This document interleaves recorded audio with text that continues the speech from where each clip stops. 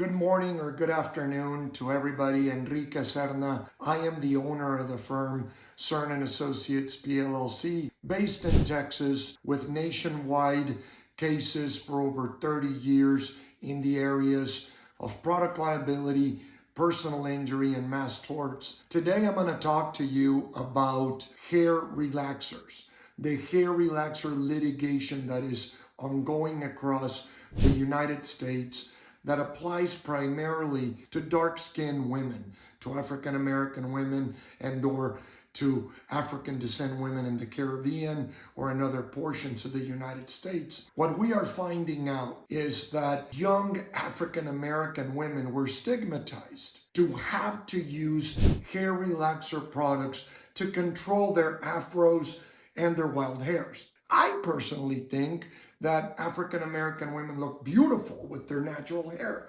However, they were stigmatized since young that they had to straighten their hair in order to look good and be accepted by society, by employers, and by others.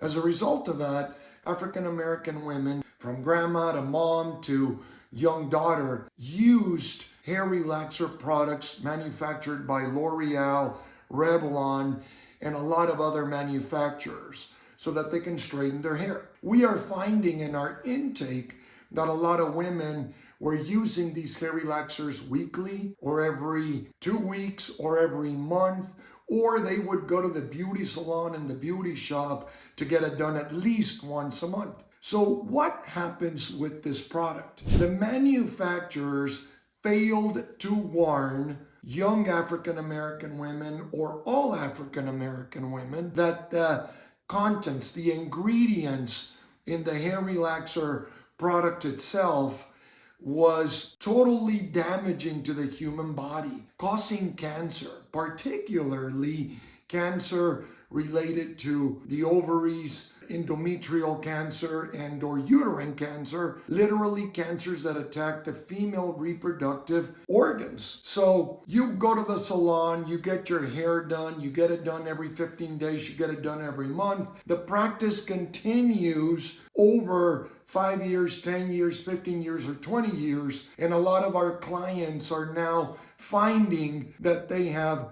uterine cancer, endometrial cancer, and or ovarian cancer, and they don't know how they got it. They didn't get it from their moms or grandmoms or any sort of, their family tree, but they got it from the use of these products. So we have filed suit in the state of California, in the state of Texas, in the state of South Carolina and Georgia, and others of African American women wanting to get justice because they have cancer as a result of the use of these products. The litigation is now in an MDL. And what that means is there is one court in Chicago, Illinois that is overseeing all the cases, all the administration of the case, the manufacturers that are in the wrong, the plaintiffs that are in the right, the experts that back up the fact that the use of these products cause the cancer, and others. And eventually what happens is if you have uterine cancer, ovarian cancer, or endometrial cancer, and you come to our law firm, we are going to do a full interview. We're going to ask you, when did you start using the hair relaxers? How old were you? How many times did you use it?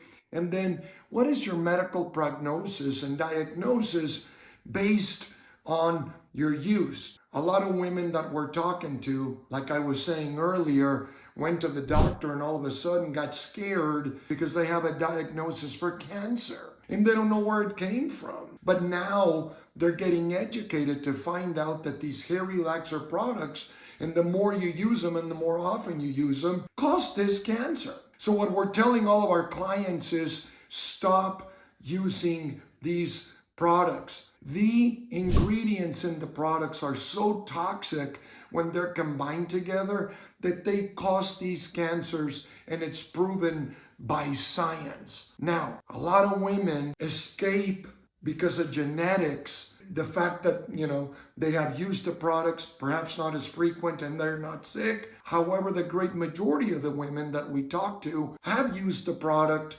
as I said, twice a month, once a month, for years and years and years. So my firm is one of the original firms that filed some of these cases. We are personally talking to each and every African American woman that comes forward to want to get relief. We are informing them that it is not a short process.